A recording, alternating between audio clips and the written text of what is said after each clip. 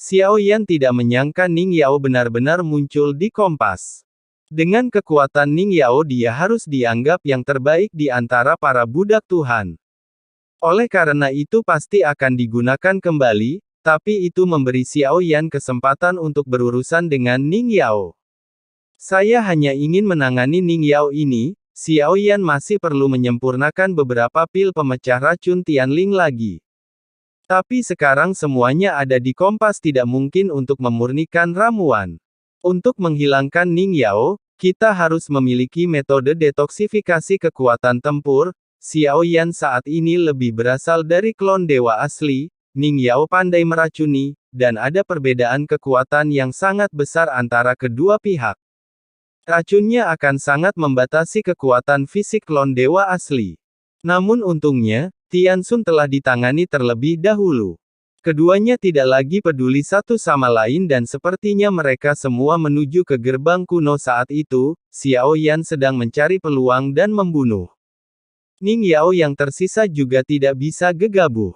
Tidak ada kata terlambat untuk bersiap semaksimal mungkin. Sebelum mengambil tindakan menunggu sebentar beberapa pelangi terbang melintasi langit dari kejauhan, akhirnya mendarat di Kompas. Saat Anda jatuh ke dalamnya, momentum yang kuat dilepaskan. Orang ini mempunyai lapis baja berat dan memiliki tubuh yang kuat di sela-sela alis, semangat juang terpancar, yang paling penting adalah beberapa budak dewa di belakangnya tapi mereka semua berada di bawahnya, maaf membuat Anda menunggu. Wen Qiang menangkupkan tinjunya dan mengangkat tangannya. Pria kuat yang mampu mencapai sejauh ini kebanyakan dari mereka bukanlah orang yang gegabah. Saya masih memahami etika dasar. Bagaimanapun, tidak peduli seberapa kuat dia masih belum sebaik ketiga tuan itu. Mata Wen Qiang menyapu sekelilingnya datang langsung ke sisi Zhonggu. Aku melirik Zhonggu, kamu pergilah ke sana, aku tidak suka orang lain di sekitarku. Wen Qiang menunjuk ke samping. Memberi isyarat kepada Zhonggu, untuk pergi ke sisi lain saat ini, mata semua orang tertuju pada mereka berdua. Wen Qiang jelas merasa aneh saat melihat Zhonggu selain itu, Zhonggu sedikit lebih lemah jadi sepertinya mudah untuk dibuli. Zhonggu jelas terkejut saat melihat Wen Qiang. Tentu saja dia kenal Wen Qiang karena dia juga salah satu penganut Tao, kekuatannya bahkan lebih tinggi dari Jin Chang dibandingkan dengan Jin Chang, yang suka mendapatkan poin kontribusi melalui Surah God Slave Hall di Halloween Demon Realm. Wen Qiang lebih menyukai perang, yang jelas cara bertarungnya tingkatkan kekuatan Anda sendiri melalui pertarungan terus-menerus.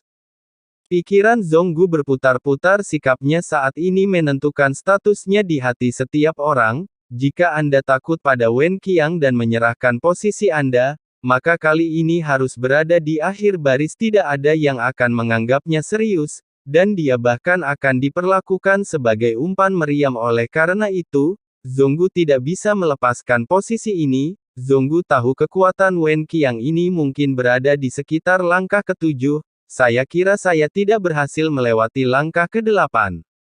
Namun, kekuatan tempurnya adalah yang terbaik di antara penganut Tao.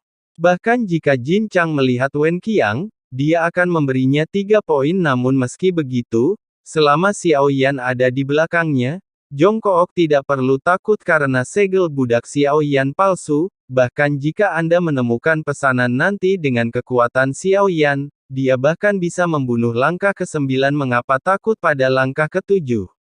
Orang-orang yang duduk bersila di seberang semuanya tampak acuh tak acuh. Mereka merasa dengan kekuatan Zhonggu, dia pasti tidak akan berani meneriaki Wen Qiang. Biarlah itu menjadi hal yang biasa. Apa maksud Wen Qiang Daozi?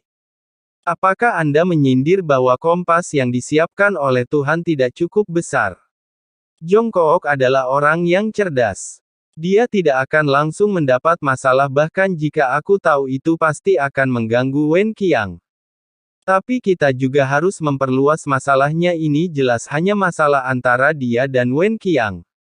Tapi sekarang Zhonggu Yiyan hal ini semakin memperparah kontradiksi. Yu Yan juga tersenyum saat mendengar ini, mata yang indah menatap Zhonggu ada sedikit apresiasi di wajahnya.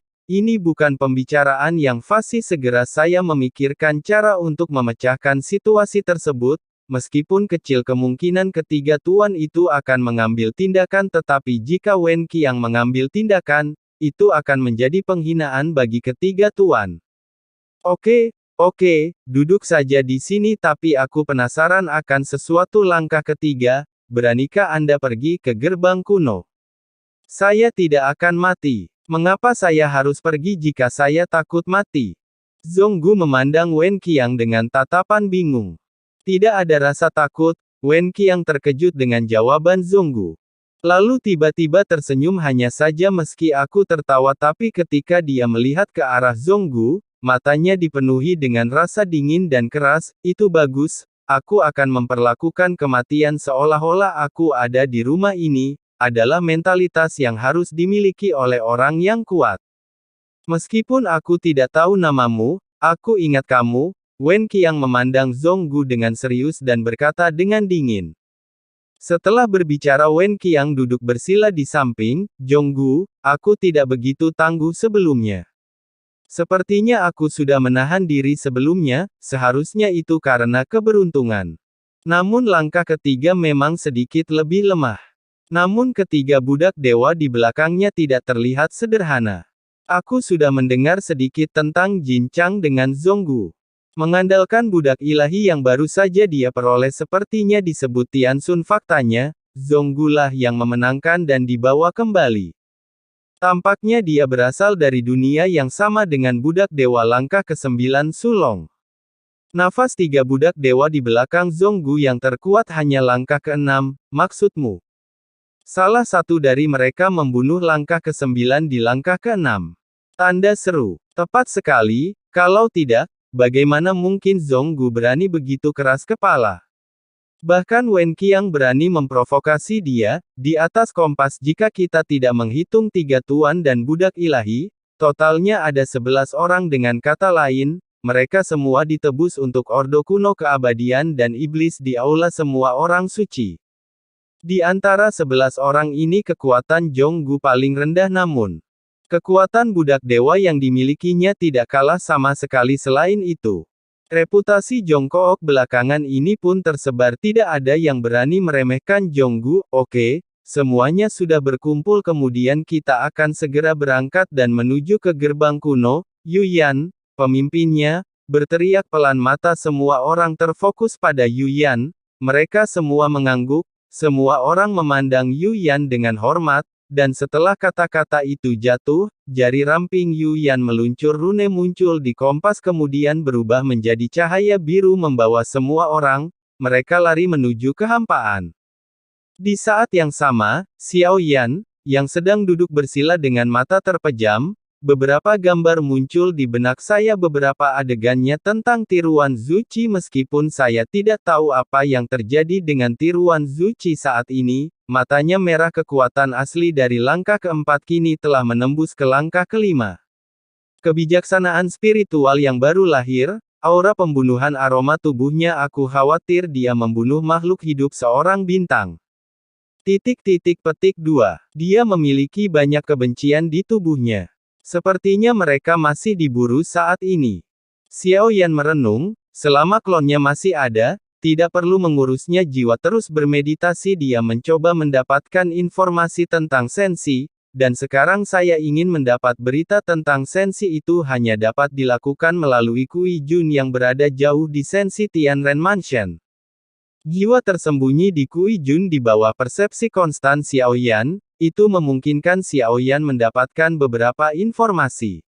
Ratu, menghilang alam dewa kuno telah dikalahkan. Kekosongan di Laut Barat telah sepenuhnya runtuh. Dan informasi ini hampir membuat jiwa Xiao Yan gemetar.